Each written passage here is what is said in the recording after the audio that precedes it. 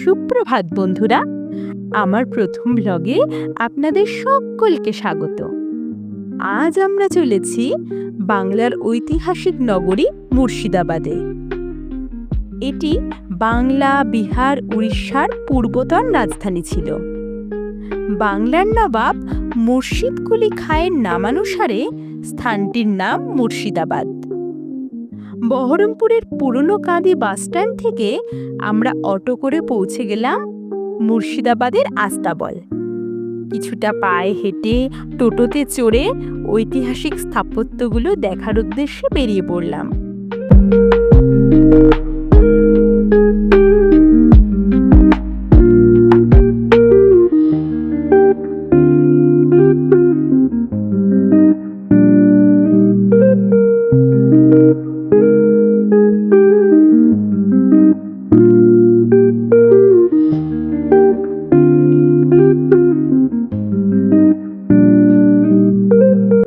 প্রথমেই আমরা আজিমুন্নেসা বেগমের সমাধিস্থানে পৌঁছালাম।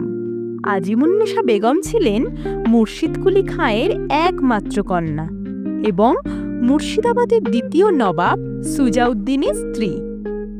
জনশ্রুতি রয়েছে, কঠিন রোগে আক্রান্ত হওয়ায় নবাবী হেকিম দৈনিক একটি মানব শিশুর কলিজা দিয়ে ওষুধ তৈরি করে দিতেন।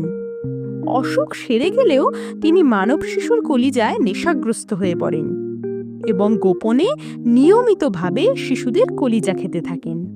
এই ঘটনা মুর্শিদ কুলি খাঁ জানতে পেরে তাকে জীবন্ত কবর দেওয়ার নির্দেশ দেন। এরপর আমরা পৌঁছালাম জাফরগঞ্জ কবরস্থানে।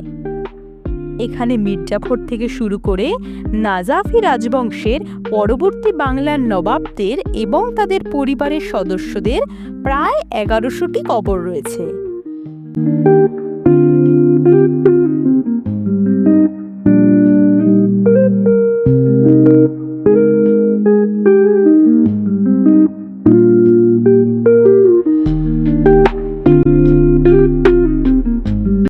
জাফরগঞ্জ থেকে বেরিয়ে টোটোতে যেতে যেতে পথেই পড়ল মির্জাফরের বাড়ি, যা আজ প্রায় ভগ্নাবস্থায় পড়ে রয়েছে। এরপর টোটোতে আমরা বোনেরা কিছু হাসি, মজা, আনন্দ, আহ্লাদ করতে করতে এসে পৌঁছালাম জগৎ শেঠের বাড়িতে। জগৎ শেঠ পরিবারের প্রতিষ্ঠাতা ছিলেন মানিক চাঁদ।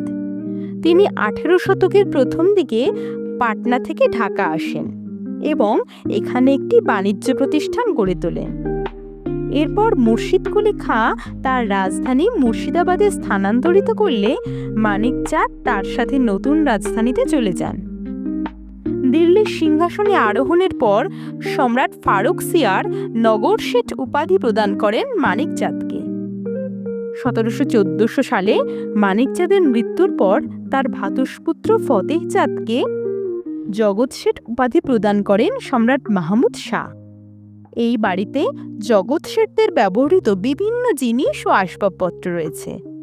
বাড়ির ঠিক পিছনেই রয়েছে ভূগর্ভস্থ গুপ্ত সুড়ঙ্গ এবং মাটির তলায় গুপ্ত ঘরও রয়েছে।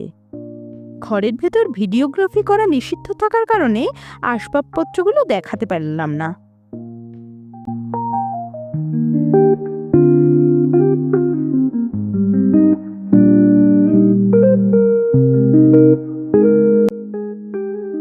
বাড়ির আঙিনায় রয়েছে বিশাল একটি মন্দির।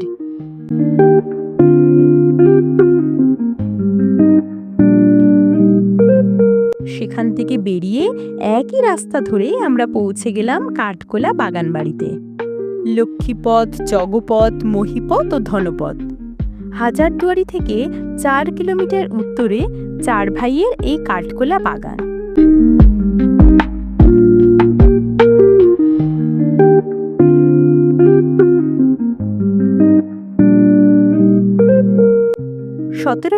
সালে প্রতিষ্ঠাতা লক্ষ্মীপদ সিং দুগড় প্রায় 250 বিঘা জায়গা নিয়ে বিশাল বাগানের মধ্যে দোতলা অট্টালিকার সামনে বড় পুকুর খনন করান।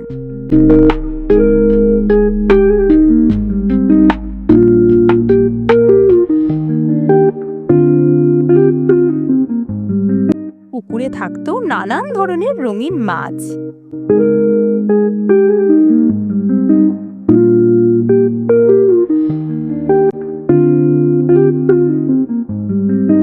নবাব সৈয়দ হাসান আলী মির্জা কাঠগোলা বাগানের নাচমহলে অংশগ্রহণ করতেন।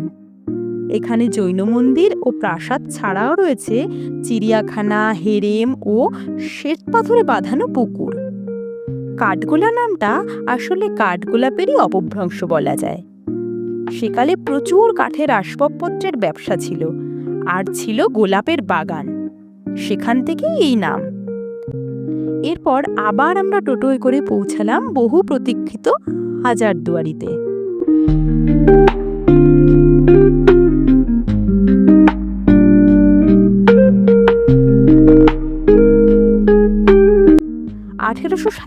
সালে নবাব নাসিম হুমায়ুন খাঁয়ের জন্য ৮০ ফুট উঁচু ৩ তলা গম্বুজওয়ালা এই প্রাসাদ অর্থাৎ হাজারদুয়ার নির্মিত হয়। আদপে ৯০০টি দরজা হলেও আরও ১০০টি কৃত্রিম দরজা রয়েছে প্রাসাদে, তাই এর নাম হাজারদুয়ারি। বস্তুত বলে রাখি, অনেকেই হয়তো জানে হাজারদুয়ারি সিরাজের তৈরি। এটা ভাবা কিন্তু বেশ বড় ভুল। তৈরি তো নয়ই, বরং উনি কখনোই এই অপূর্ব স্থাপত্যটি দেখে যেতে পারেননি তার জীবনকালে। সিরাজউদ্দৌলার মৃত্যুর প্রায় ৮০ বছর পরে এই স্থাপত্যটি নির্মিত হয়েছিল। এরপর আমরা পৌঁছে গেলাম কাটরা মসজিদে। ইতিহাসবিদরা বলেন, মুর্শিদ কুলি খাঁ জীবনের শেষ পর্যায়ে মসজিদ সংলগ্ন নিজের একটি সমাধি ভবন নির্মাণের ইচ্ছে প্রকাশ করেছিলেন। নির্মাণের কিছুদিন পরই তার মৃত্যু হয়।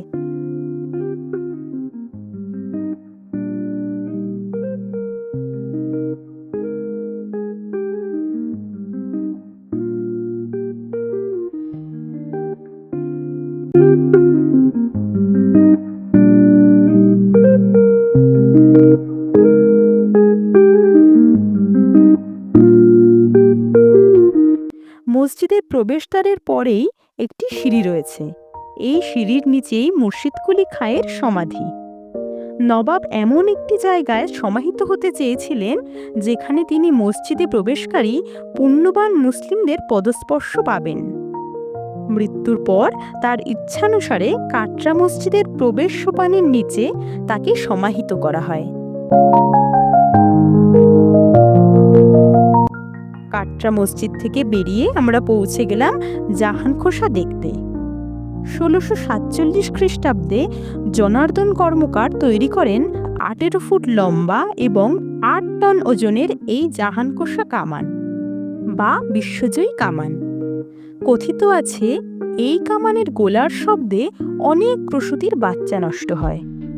এর একবার তোপ দাগতে ৩০ কেজি বারুদ লাগতো বলে জানা যায়।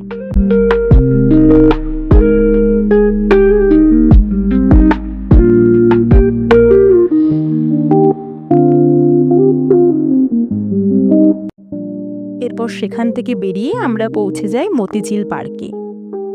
এটি ভাগীরথী নদীর একটি পরিত্যক্ত অংশ থেকে তৈরি অশ্বক্ষুরাকৃতি হ্রদ। এখানে একটা সময় প্রচুর মুক্তার চাষ হতো, যার থেকে এই হ্রদের নামকরণ করা হয় মতিঝিল। বর্তমানে এখানে সরকারি সহায়তায় একটি বিনোদন পার্ক গড়ে উঠেছে। বর্ষার কারণে এই মুহূর্তে ফুলের বৈচিত্র্য ততটাও নেই, তবে শীতকালে এই সৌন্দর্য আরও বেশি প্রকাশ পায়। সময়ের সংক্ষেপের জন্য আমরা সম্পূর্ণ পার্কটি উপভোগ করতে পারিনি।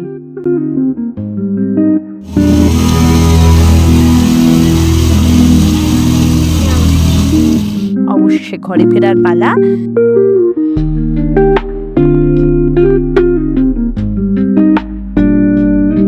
সবাই ভালো থাকবেন এবং আমার এই ভিডিওটি ভালো লাগলে একটা লাইক, শেয়ার এবং সাবস্ক্রাইব করে দেবেন।